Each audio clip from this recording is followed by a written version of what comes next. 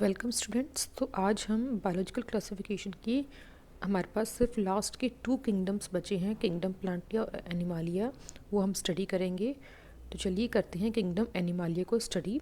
Kingdom plantae को study. Kingdom plantae includes all eukaryotic chlorophyll containing organisms commonly called plants. तो kingdom plantae में वो सभी eukaryotic cells और कंटेनिंग ऑर्गेनिजम्स आते हैं जिनमें कि क्लोरोफिल होता है और उनको हम प्लांट्स बोलते हैं। A few members are partially heterotrophic such as insectivorous plants और पैरासाइट्स। इसमें से जो कुछ मेंबर्स होते हैं इसके वो पार्शली मतलब आधे तौर पर वो हेट्रोट्रॉफिक होते हैं। वैसे तो इनके में क्लोरोफिल है इनके और सेल्स में, तो ये ऑटोट्रॉफिक हैं, बट वो पार्शली हेट्रोट्रॉफिक होते हैं जैसे कि इंसेक्टिवोरस प्लांट्स और parasites. Bladderwort and Venus fly trap are examples of insectivorous plants. तो ब्लैडरवॉर्ट और जो हमारे पास वीनस फ्लाई है वो इंसेक्टिवोरस प्लांट्स के एग्जाम्पल हैं। और कस्कुटा इज अ पैरासाइट। और कस्कुटा क्या है आपको पता है, जैसे कस्कुटा इज अ पैरासाइट, एक पैरासिटिक प्लांट है। The plant cell have an eukaryotic structure with prominent chloroplast. जो इसका प्लांट सेल होता है वो यूकैरियोटिक स्ट्रक्चर होता है। हमें पता है यूकैरियोटिक और प्रोकैरियोटिक सेल्स कौन से होते हैं। तो प्लांट सेल यूकैरियोटिक स्ट्रक्चर है और उसमें प्रोमिनेंटली मतलब ज़्यादा पोर्शन किसका होता है, क्लोरोप्लास्ट का होता है। And cell wall mainly made up of cellulose. और जो सेल वॉल होती है इसकी वो सेल्यूलोज की बनी होती है। You will study eukaryotic cell structure in the chapter 8। जैसे कि हमने चैप्टर 8 में यूकैरियोटिक और प्रोकैरियोटिक सेल्स को पढ़ा है। Plantae include algae, bryophyte, pteridophytes, gymnosperms and angiosperms. तो प्लांटिया में कौन कौन से क्लासेस आती हैं? Algae, bryophytes, pteridophytes, gymnosperms and angiosperms आती हैं। Life cycle of plants has 2 distinct phases, the diploid sporophytic and haploid gametophytic. तो इनकी जो लाइफ साइकिल होती है प्लांट्स की लाइफ साइकिल, उसके 2 डिस्टिंक्ट फेजेस होते हैं। एक सबसे पहला होता है diploid sporophytic and then haploid gametophytic that alternate with each other. ये दोनों ही एक दूसरे को अल्टरनेट करते हैं, मतलब एक के बाद एक आते रहते हैं इनकी लाइफ साइकिल में। The length of the haploid, इसको एक्सप्लेन हम आगे डिटेल में पढ़ेंगे। The lengths of the haploid and diploid phases are whether these phases are free living or dependent on others very among different groups in plants. इनकी जो length है, haploid phase है चाहे हैप्लॉयड गेमेटोफिटिक है या diploid sporophytic है, ये जो इनकी जो फेज है और ये फ्री होंगे या डिपेंड होंगे, ये फ्री लिविंग होंगे या डिपेंड होंगे एक दूसरे के ऊपर, ये अलग अलग ग्रुप्स का अलग अलग होता है। मतलब ग्रुप्स ऑफ प्लांट्स में अलग अलग पाया जाता है। ये अलग अलग प्लांट्स ऑफ ग्रुप में अलग अलग इसकी लेंथ होती है। किसी में शॉर्ट होती है हैप्लॉयड फेज, किसी में लॉन्ग होगी डिप्लॉयड, किसी में डिप्लॉयड शॉर्ट होगी, किसी में हैप्लॉयड लॉन्ग होगी, या फ्री होंगे या डिपेंडेंट होंगे एक दूसरे के ऊपर। ये डिफरेंट ग्रुप्स ऑफ प्लांट्स में वेरी करता है। This phenomenon is called alternation of generation. तो ये जो फिनोमिनन है कि एक के बाद एक फेजेस आता है, diploid sporophytic and haploid gametophytic, तो इसको हम बोलते हैं alternation of generation. You will study further details of this kingdom in chapter 3 में हम इसको डिटेल में पढ़ेंगे। नेक्स्ट है हमारे पास किंगडम एनिमालिया। तो this kingdom is characterised by heterotrophic eukaryotic organisms that are multicellular and their cells lack cell wall. तो इसमें कौन से ऑर्गेनिजम्स आते हैं जो कि हेट्रोट्रॉफिक यूकैरियोटिक होते हैं, मल्टीसेल्युलर होते हैं और उनके सेल्स में सेल वॉल लैक होता है। दे डायरेक्टली और indirectly depend on plants for food. ये डायरेक्टली भी डिपेंड होते हैं फूड प्लांट्स के ऊपर फूड के लिए, या इनडायरेक्टली भी डिपेंड होते हैं प्लांट्स के ऊपर फूड के लिए। They digest their food in an internal cavity and store food reserves as glycogen और फैट। तो इनकी जो इनके बॉडी के अंदर इंटरनल कैविटी पाई जाती है, तो वहाँ पे ये फूड को डाइजेस्ट करते हैं और जो एक्स्ट्रा फूड होता है उसको स्टोर करते हैं, रिजर्व करते हैं, या तो ग्लाइकोजन की फॉर्म में या फैट की फॉर्म में। This mode of nutrition is holozoic by ingestion of the food. तो इस तरह का न्यूट्रिशन को हम बोलते हैं होलोजोइक, जो टोटली बाहर से ही लिया जाता है और इंजेस्ट किया जाता है by the ingestion of food, इसको हम होलोजोइक बोलते हैं। They follow a definite growth pattern and grow into adult that have a definite shape and size. ये एक डेफिनेट डेफिनेट पैटर्न फॉलो करते हैं ग्रो करने के लिए, और धीरे धीरे ग्रो करते हैं अडल्ट में, जिसका एक डेफिनेट शेप और साइज होता है। Higher forms show elaborate sensory and neuromotor mechanism. जो हायर फॉर्म्स होती है किंगडम एनिमालिया में, उनमें सेंसरी और न्यूरोमोटर मैकेनिज्म जो होता है वो इलेबोरेटेड, मतलब काफ़ी अच्छा डेवलप हुआ होता है। Most of them are capable of locomotion. इसमें मोस्ट ऑफ बहुत ज़्यादा जो ऑर्गेनिजम्स होते हैं वो लोकोमोशन मतलब मूव कर सकते हैं एक जगह से दूसरी जगह पर। Sexual reproduction is by copulation of male and female followed by embryological development. जो सेक्सुअल रिप्रोडक्शन होती है मेल फीमेल में, वो कॉपुलेशन के थ्रू होती है, कॉपुलेशन मेथड है। और इसके बाद जो कॉपुलेशन के बाद एम्ब्रियो डेवलप होता है बाय एम्ब्रियोलॉजिकल डेवलपमेंट फेज में। Silent features of various phyla are describe in chapter 4। तो इसके जो और साइलेंट फीचर्स हैं इस फाइला के, वो चैप्टर 4 में एक्सप्लेन किए हुए हैं। नेक्स्ट टॉपिक है हमारे पास viruses, viroids and lichens. In the 5 kingdom classification of Whittaker there is no mention of some acellular organisms like viruses, viroids and lichens. These are briefly introduce here. तो बोला है कि 5 किंगडम क्लासिफिकेशन जो Whittaker ने दी है, उन्होंने एसेल्युलर organisms जैसे कि वायरसेस, वायरॉइड्स और लाइकन्स को मेंशन नहीं किया हुआ है, इसलिए उनको इंट्रोड्यूस यहाँ पे किया हुआ है। All of us who have suffered the ill effect of common cold और flu know what effect viruses can have on us. हम जितने भी हमें कॉमन कोल्ड और फ्लू हो चुका है, हम सबको पता है कि जो वायरसेस हैं हम पर क्या इफ़ेक्ट डालते हैं, even if we do not associated it with our condition. वो हमारी कंडीशन के लिए कैसे रिस्पॉन्सिबल है जबकि वो हम एसोसिएट नहीं कर पाते हैं। Viruses did not find a place in classification since they are not truly living. Viruses को क्लासिफिकेशन में कोई जगह नहीं मिली हुई है क्योंकि वो ट्रू लिविंग नहीं है। क्यों लिविंग नहीं है? क्योंकि उनका जो क्योंकि वो नॉन लिविंग होते हैं जब तक वो लिविंग सेल्स के अंदर नहीं जाते हैं। जब तक वो बाहर होते हैं वो as a non living cells होते हैं। जैसे उन्हें कोई बॉडी मिलती है, होस्ट मिलता है, उनके जो बॉडी होती है वो एक्टिव हो जाती है, लिविंग कन्वर्ट हो जाती है। If we understanding living as those organism that have a cell structure, हम तभी इसको ट्रूली लिविंग नहीं बोलते क्योंकि हमें पता है कि ऑर्गेनिजम्स में सेल स्ट्रक्चर पाई जाती है। हम अंडरस्टैंड करते हैं इस चीज़ को कि लिविंग ऑर्गेनिजम्स में सेल स्ट्रक्चर पाई जाती है। The viruses are non cellular organisms. जो वायरसेस क्या है? एक नॉन सेल्युलर ऑर्गेनिजम्स हैं that are characterised by having an inert crystalline structure outside the living cells. तो उनकी जो सेल्स हैं उनके बाहर एक क्रिस्टलाइन स्ट्रक्चर होता है, इनर्ट क्रिस्टलाइन स्ट्रक्चर होता है, जिसके थ्रू हम वायरसेस को करेक्टराइज करते हैं। Over the machinery of host cell to replicate themselves killing the host।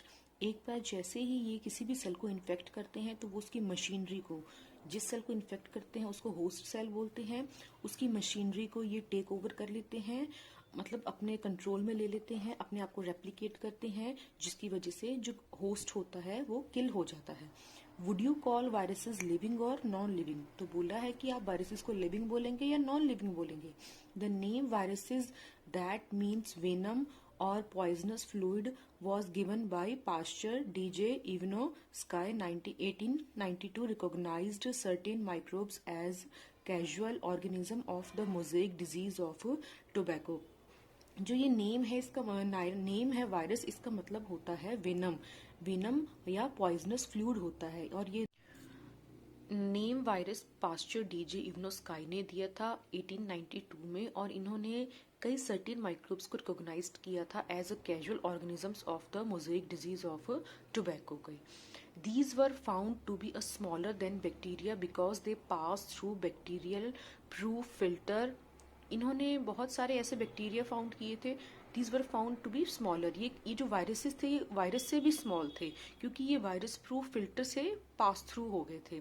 M.W. Bijrinke 1898 demonstrated that the extract of the infected plants of tobacco could cause infection in healthy plants। इन्होंने जो M.W. बिजरिंके थे, इन्होंने कुछ demonstrations की थे, experiment किए थे, और उन्होंने इन्फेक्टेड प्लांट ऑफ टोबैको के को एक्सट्रैक्ट किया था, मींस उसको उसका कुछ मिक्सचर निकाला था और उसे एक्सट्रैक्ट किया था, प्लांट का कुछ एक्सट्रैक्ट किया था इन्फेक्टेड प्लांट ऑफ टोबैको को, और उस एक्सट्रैक्ट ने हेल्दी प्लांट को भी इन्फेक्शन कॉज कर दिया था, and called the fluid as a contagium vivum fluid. और ये जो फ्लूइड था जिसने कि डिजीज कॉज कर दिया था, उस फ्लूइड को इन्होंने बोला था कॉन्टेजियम वीवम फ्लूइड, मतलब है इन्फेक्शियस लिविंग फ्लूइड, ऐसा फ्लूइड जो कि इन्फेक्शन कॉज कर सकता था। W.M. Stanley 1935 showed that viruses could be crystallized। उसके बाद स्टेनले आए 1935 में, उन्होंने ये देखा कि वायरसेस जो है उनको क्रिस्टलाइज्ड किया जा सकता है, and crystals consist largely of proteins. और ये जो क्रिस्टल्स होंगे वो लार्जली प्रोटीन्स के बने होते हैं, इनमें लार्जली प्रोटीन्स होता है। They are inert outside their specific host cell, viruses are obligate parasites. तो ये इनर्ट होते हैं होस्ट सेल के लिए, और वायरसेस जो होते हैं ये ऑब्लिगेट पैरासाइट्स ही होते हैं। In addition to proteins, viruses also contain genetic material that could be either RNA और DNA। बोला प्रोटीन्स के साथ साथ वायरसेस में जेनेटिक मटेरियल भी होता है, वो या तो डीएनए होगा या आरएनए होगा। No viruses contain both RNA और एंड डीएनए। कोई भी ऐसा वायरस नहीं होता है जिसमें दोनों ही प्रेजेंट हो, आरएनए भी और डीएनए भी, दोनों में से कोई एक ही प्रेजेंट होगा। A virus is a nucleoprotein and the genetic material is infectious. जो वायरस होता है वो न्यूक्लियोप्रोटीन होता है, मतलब उसमें प्रोटीन भी होता है और न्यूक्लिक एसिड भी होता है, न्यूक्लियोप्रोटीन से बना होता है, और उसका जो जेनेटिक मटेरियल होता है वो इन्फेक्शियस होता है। जो जेनेटिक मटेरियल है वही इन्फेक्शन कॉज करता है। In general viruses that infect plants have single standard RNA. बोला कि नॉर्मली जो वायरसेस होते हैं प्लांट्स को इन्फेक्ट करते हैं उनमें सिंगल स्टैंडर्ड आरएनए होता है, and viruses that infect animals have either single और डबल स्टैंडर्ड आरएनए और डबल स्टैंडर्ड डीएनए। और जो वायरसेस एनिमल्स को इन्फेक्ट करते हैं उनमें या तो सिंगल और डबल स्टैंडर्ड आरएनए होगा या डबल स्टैंडर्ड डीएनए होगा। बैक्टीरियल वायरसेस और बैक्टीरियोफेजेस, जो बैक्टीरिया को कॉज करने वाले वायरस होते हैं, जो वायरसेस बैक्टीरिया पे अटैक करते हैं उनको बैक्टीरियोफेजेस भी बोलते हैं। Viruses that infect the bacteria are usually double standard DNA viruses, वो डबल स्टैंडर्ड डीएनए होते हैं। The protein coat called capsid, जिनका प्रोटीन कोट होता है, आउटर कोट जो होता है प्रोटीन कोट, उसको उनको कैप्सिड बोलते हैं। मेड अप ऑफ स्मॉल सब यूनिट्स कॉल्ड कैप्सोमियर्स, जो कि स्मॉल सब यूनिट्स कैप्सोमियर्स का बना होता है। प्रोटेक्ट द न्यूक्लिक एसिड, वो न्यूक्लिक एसिड को प्रोटेक्ट करता है। जो इनका आउटर पोर्शन होता है प्रोटीन, उसको कैप्सिड बोलते हैं, प्रोटीन कोट को कैप्सिड बोलते हैं, और वो स्मॉल सब यूनिट्स कैप्सोमियर का बना होता है जो न्यूक्लिक एसिड को कवर करके रखता है, प्रोटेक्ट करता है। The capsomeres are arranged in helical और पॉलीहेड्रल ज्योमेट्रिक फॉर्म। और जो कैप्सोमियर की जो अरेंजमेंट होती है वो पॉलीहेड्रल ज्योमेट्रिक फॉर्म में होती है। वायरसेस कॉज डिजीज लाइक, जो वायरसेस होते हैं वो कौन कौन सी डिजीज कॉज करते हैं? मम्प्स, आपने सुना है mumps, small pox, herpes and influenza. AIDS in humans is also caused by virus, जो ह्यूमंस में एड्स होता है वो भी वायरस की वजह से ही होता है। In plants, the symptoms can be mosaic formation, leaf rolling, curling, yellowing and vein clearing, dwarfing and stunt growth। Plants में जो सिम्टम्स होते हैं वायरस डिजीज के, वो या तो जैसे मोजेक फॉर्मेशन में होते हैं, जैसे टोबैको प्लांट में होता है, या तो लीफ की रोलिंग हो जाती है, उसकी कर्लिंग हो जाती है, येलो कलर के हो जाते हैं, या वीन्स क्लियरिंग हो जाते हैं, वीन्स खत्म हो जाते हैं, ड्वार्फिंग हो जाते हैं, बौनापन हो जाता है प्लांट्स में, या स्टंट ग्रोथ हो जाती है, मतलब कुछ अच्छी ग्रोथ प्लांट की नहीं होती है। अब है हमारे पास वायरॉइड। तो in 1971 T O. Diener discovered a new infectious agent that was smaller than viruses. तो 1971 में टी.ओ. डायनियर ने एक न्यू इन्फेक्शियस एजेंट को डिस्कवर किया जो कि वायरस से भी स्मॉल था, and caused potato spindle tuber disease, और जिसने पोटैटो में स्पिंडल ट्यूबर डिजीज को कॉज किया। It was found to be free RNA, ये एक फ्री आरएनए था। आपने देखा कि वायरस में आउटसाइड में प्रोटीन कोट होता है और अंदर फ्री आरएनए होता है, या नॉट फ्री आरएनए होता है, या सिंगल स्टैंडर्ड या डबल स्टैंडर्ड आरएनए होता है, या डबल स्टैंडर्ड डीएनए होता है। इट लैक द बट जो वायरॉइड्स होते हैं इसमें फ्री आरएनए होता है, उसके बाहर कोई भी आउटसाइड में प्रोटीन कोट या कैप्सिड नहीं होता है। It lack the protein coat and that is found in viruses, hence the name viroid, इसीलिए इसका नाम वायरॉइड रखा गया है। The name of the viroid was of low molecular the RNA of viroid was of low molecular weight। जो RNA है viroid का वो उसका जो मॉलिक्यूलर वेट होता है वो बहुत लो होता है, कम होता है। नेक्स्ट है lichens. Lichens are symbiotic association that is mutually useful association between algae and fungi. तो ये जो लाइकन्स होता है ये सिम्बायोटिक एसोसिएशन होता है किसके बीच में? It is a mutual useful association होता है एल्गी और फंजाई के बीच में।